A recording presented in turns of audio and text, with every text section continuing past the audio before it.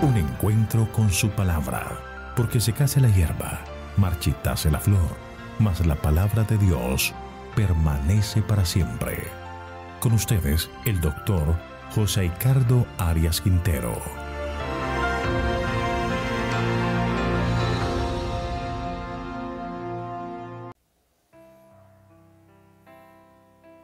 Hoy estudiaremos Daniel capítulo 5, la escritura en la pared.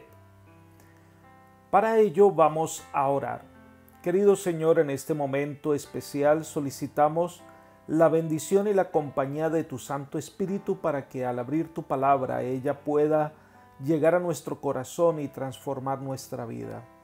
Queremos pedirte que tu Espíritu Santo sea nuestro maestro y director y que este mensaje pueda suplir nuestras inquietudes acerca de lo que debemos hacer y cómo debemos hacerlo.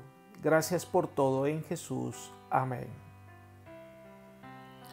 Este es uno de los capítulos que más se usaba para cuestionar la autenticidad histórica del libro de Daniel, debido a que no existía ninguna evidencia histórica o arqueológica que afirmara que Belsasar fuera el último rey de Babilonia, ya que los registros solo hablaban de su padre, Nabonido.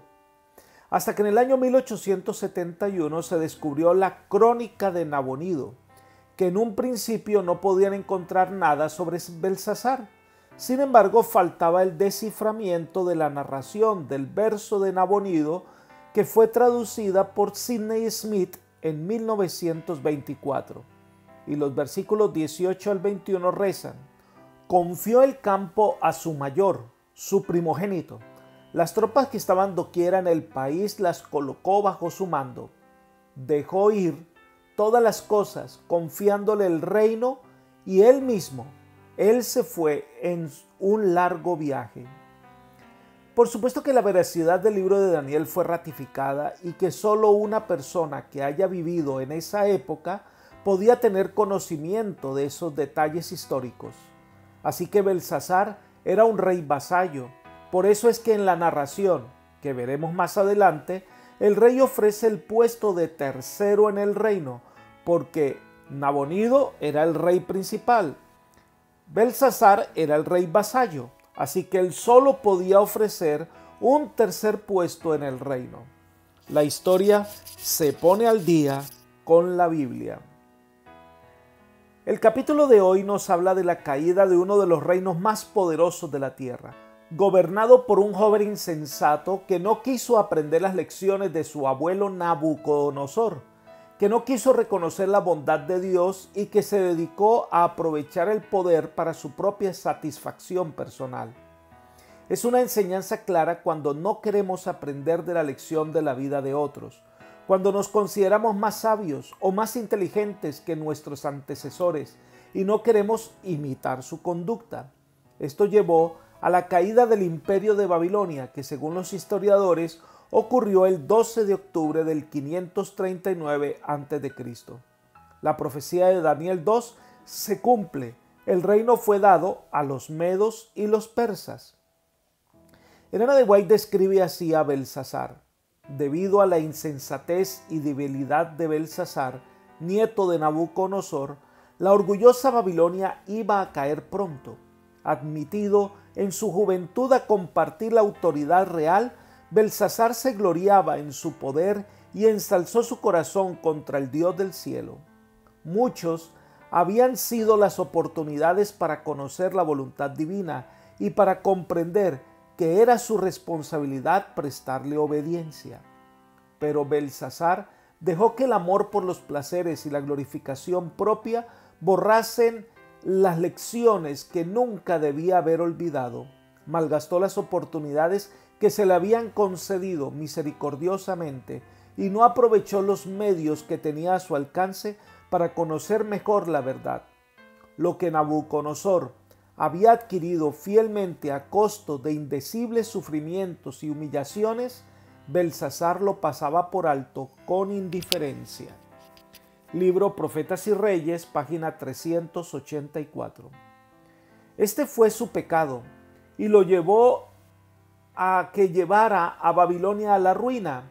no aprovechó el tiempo que Dios le dio, solo guió los dictados de su conciencia, de su placer, de su deseo de satisfacción y encontró su perdición y la de la nación.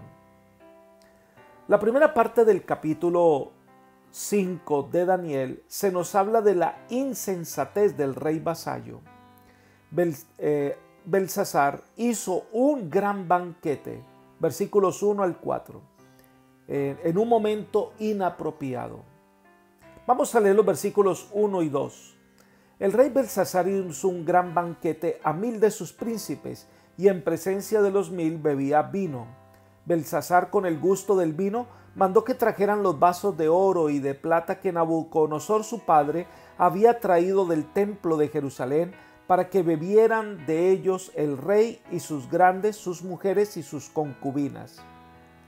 La narración describe que Belsasar, sin medir el tiempo, hizo un gran banquete con muchos invitados.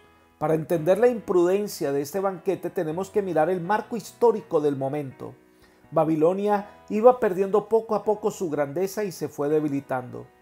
En un lapso de 6 años, después de la muerte de Nabucodonosor, la corona real pasó de un rey a otro cuando finalmente llegó a un hijastro de Nabucodonosor, quien era Nabonido, un hombre pacífico que trató de imponer la adoración de un dios diferente a Marduk, y esto le trajo muchos inconvenientes. Se empeñó en conquistar a Temán, ciudad del norte de Arabia, donde se dedicó a la adoración de su diosa luna, Sin. La inconformidad de este gobierno trajo desánimo en las tropas de Babilonia, y además Belsasar se convierte en un rey vasallo débil. Esto produjo que Nabonido volviera a Babilonia y fuera otra vez proclamado rey, pero su presencia trajo mucha molestia. Entonces, al ver su debilidad ante el avance persa, decidió tomar un ejército y salir a enfrentar a Ciro en la batalla de Opis en el año 540 a.C. Después que fue derrotado al ser traicionado por su tropa, huyó y el camino le quedó libre a Ciro para avanzar contra la ciudad de Babilonia. La tropa de Babilonia avanza y lo que parece imposible tan solo años atrás, ahora está pasando. Babilonia es rodeada por los medos y los persas.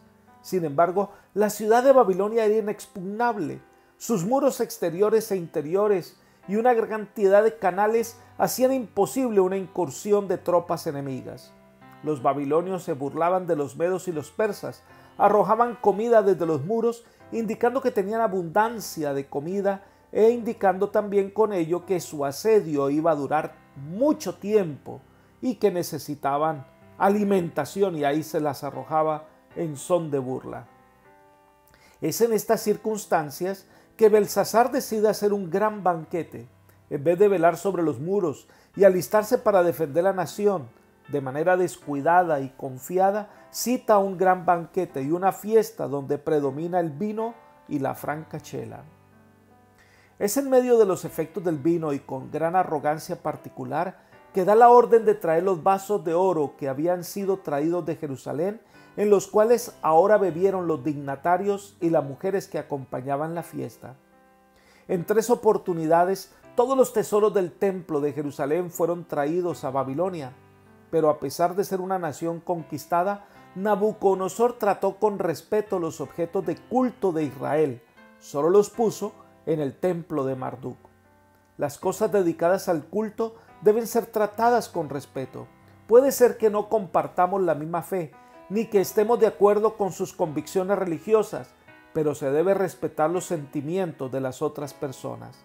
Nada nos da derecho de irrespetar la fe y las creencias de los demás, ni sus lugares de culto y adoración. Belsasar pasó esto por alto, y en un intento de desconocer al Dios a quien su abuelo Nabucodonosor adoraba, desconociendo que eran objetos sagrados de adoración al único y verdadero Dios, los trajo para profanarlos en un banquete donde el licor y la lujuria predominaban. Leamos los versículos 3 y 4. Entonces trajeron los vasos de oro que habían traído del templo de la casa de Dios que estaba en Jerusalén, y bebieron de ellos el rey y sus príncipes, Sus mujeres y sus concubinas bebieron vino y alabaron a los dioses de oro y plata, de bronce, de hierro, de madera y de piedra. Una total profanación de algo que los israelitas consideraban sagrado. Pero las cosas dieron un vuelco total.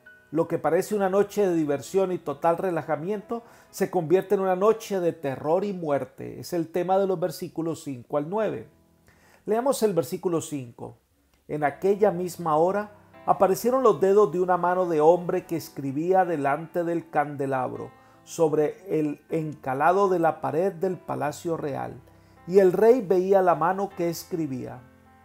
Entonces aparece una mano misteriosa en la pared, escribiendo unas palabras que parecían claras, pero cuyo significado no era entendido. Todos vieron la mano, todos vieron la escritura, todos se espantaron. Elena de White describe ese momento así. Poco se imaginaba Belsasar que un testigo celestial presenciaba su desenfreno idólatra, pero un vigía divino, aunque no reconocido, miraba la escena de profanación y oía la alegría sacrílega. Pronto el huésped no invitado hizo sentir su presencia.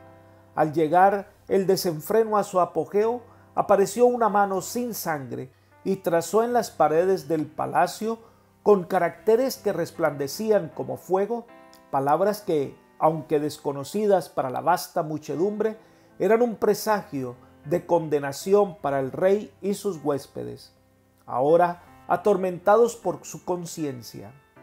Libro Profetas y Reyes, página 385. No era una visión cualquiera, era una intervención directa de un ser divino. Nunca habían presenciado nada parecido. Lo que parecía imposible era una realidad. Entonces se describe la reacción del rey, versículo 6. Entonces el rey palideció y sus pensamientos lo turbaron. Se debilitaron sus caderas y sus rodillas daban la una contra la otra. La algarabía cesó, la borrachera desapareció. Ahora solo había temor.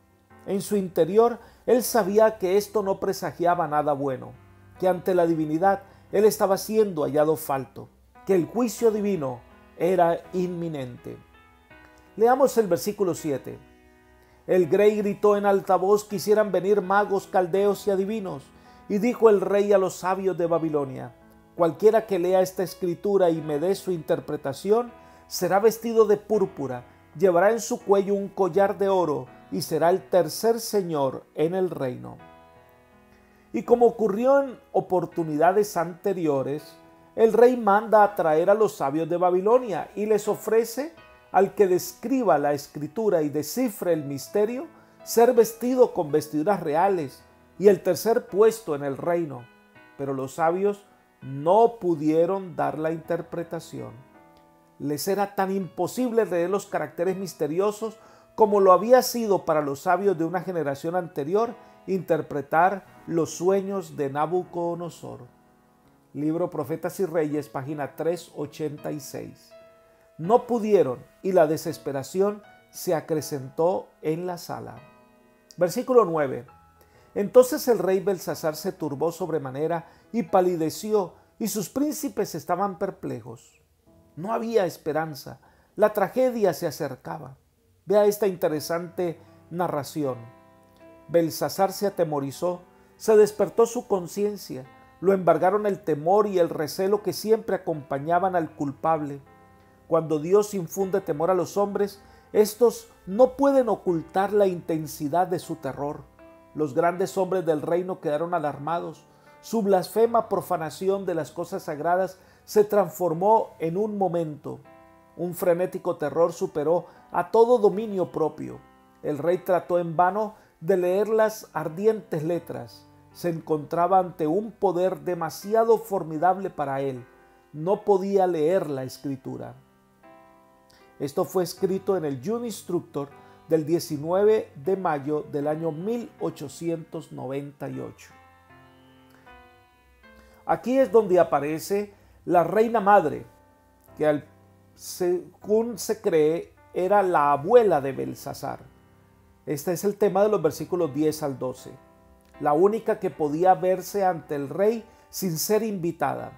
Al escuchar los gritos de desesperación, entró y vio el espectáculo de terror y entonces le aconseja, versículos 11 y 12, en tu reino hay un hombre en el que mora el espíritu de los dioses santos, y en los días de tu padre se halló en él luz, inteligencia y sabiduría como la sabiduría de los dioses. El rey Nabucodonosor, tu padre, oh rey, lo constituyó jefe sobre todos los magos, astrólogos, caldeos y adivinos, por cuanto en él se halló más espíritu, ciencia y entendimiento para interpretar sueños, descifrar enigmas y resolver dudas. Esto es, en Daniel, el cual el rey puso por nombre Beltsasar. Llámese pues ahora a Daniel, y él te dará la interpretación. El consejo era: busca a Daniel, el hombre a quien Nabucodonosor había reconocido como un hombre sabio. Quizás para esa época ya Daniel no era el jefe de los sabios, ya había concluido su carrera quizás con la muerte del rey Nabucodonosor. Daniel es reconocido como un hombre sabio, un hombre en quien estaba el espíritu del Dios Santo y quien había resuelto cosas difíciles. El rey Beltsasar dio la orden de traer a Daniel, a quien ofreció todos los honores si podría descifrar el significado de la escritura en la pared. Esto es lo que aparece en los versículos 13 al 16. Quizás era la primera vez que se encontraba frente a frente con este hombre sabio. El contraste es notorio. Un rey orgulloso, pero que ahora está espantado, tiene el rostro pálido y tiembla de terror. Sin embargo, cree que a Daniel le interesa en ese momento los lujos que le ofreciese, así que los recalca. Pero la respuesta de Daniel es clara y hace una amonestación ante la conducta del rey, versículos 17 al 23. Es una amonestación a la total indiferencia con que el rey había desconocido el mensaje de Dios y no había seguido el ejemplo de Nabucodonosor. Lo primero es que no está allí para recibir recompensas, no está allí para recibir honores de un reino en decadencia, está allí como mensajero de Dios. Leamos el versículo 17. Daniel dice: tus dones sean para ti, da tu recompensa a otros, leeré la escritura al rey y le daré la interpretación. Daniel rechazó la distinción y el lugar de honor prometido al intérprete para evitar toda apariencia de interés personal en presencia de un rey tal, sino que además esta recompensa era inútil y perjudicial, ya que en poco tiempo Babilonia caería ante sus enemigos. Y en ese momento Daniel le recuerda a Beltsasar la verdad básica que Nabucodonosor tuvo que aprender. Versículo 18. El Altísimo Dios, oh Rey, dio a Nabucodonosor, tu padre, el reino, la grandeza, la gloria y la majestad. Esta es la verdad básica. Dios es el que pone reyes y espera que estos reyes cumplan su sagrada voluntad. Cuando Nabucodonosor, le recuerda a Daniel, no quiso reconocer a Dios como el supremo soberano, la razón le fue quitada y vivió como un animal, una historia muy conocida por todos los presentes. Y cuando la razón le fue devuelta, leamos el versículo 21, reconoció que el Altísimo Dios tiene dominio sobre el reino de los hombres y que pone sobre él al que le place.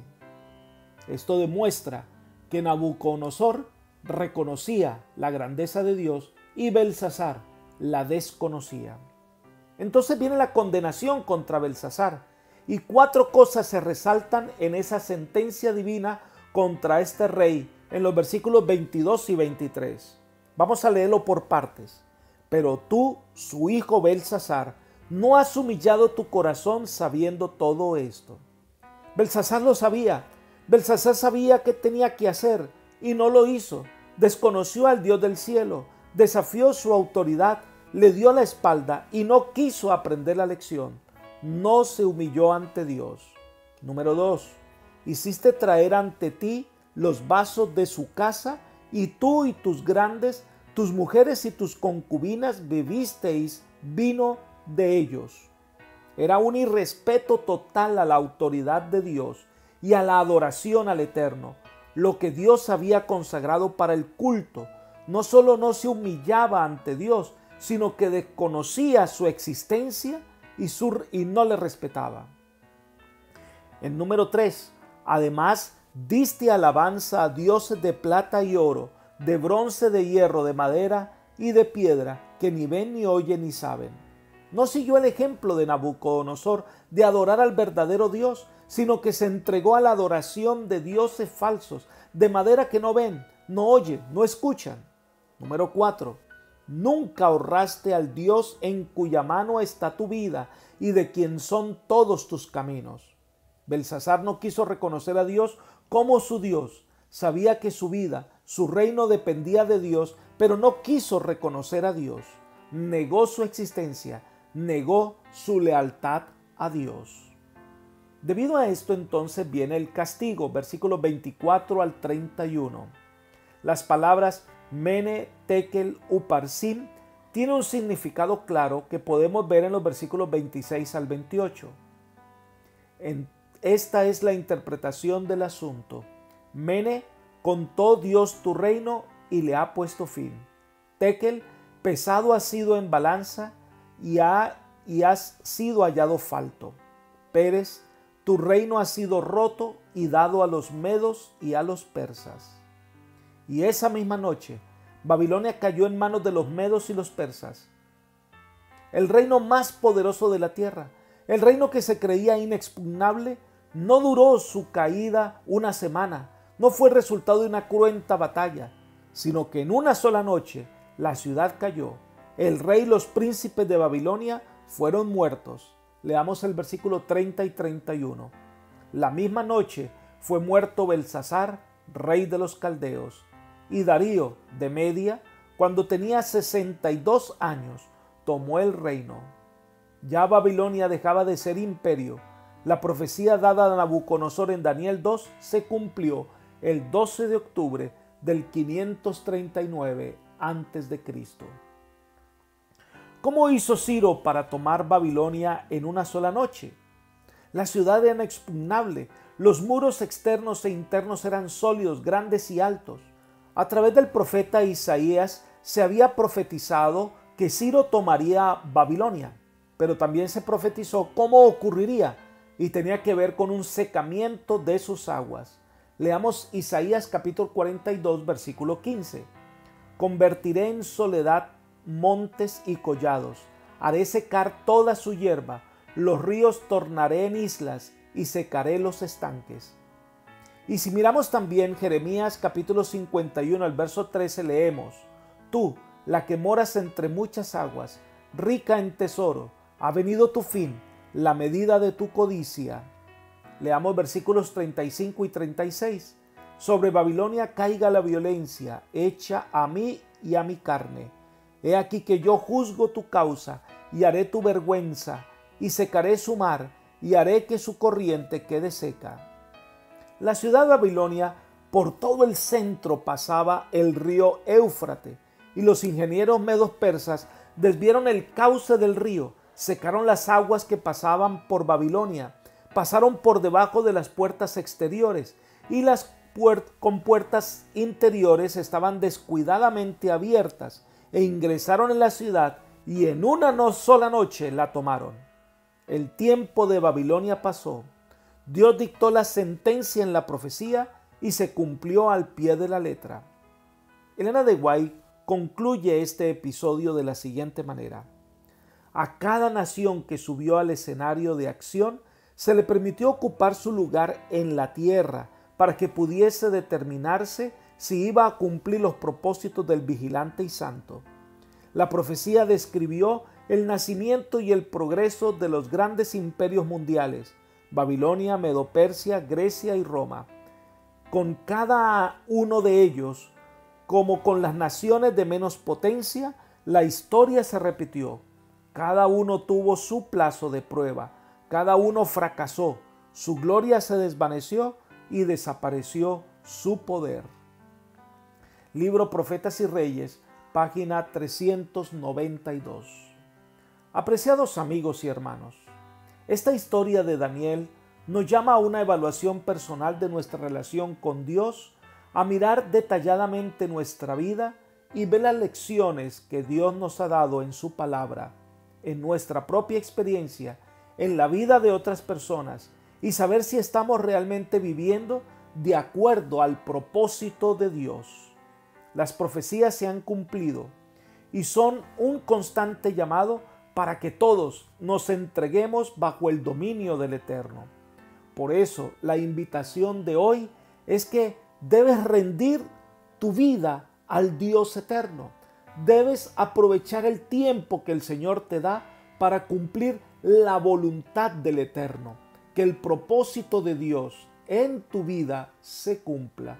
Que el Señor te acompañe hoy. Es mi oración. Amén.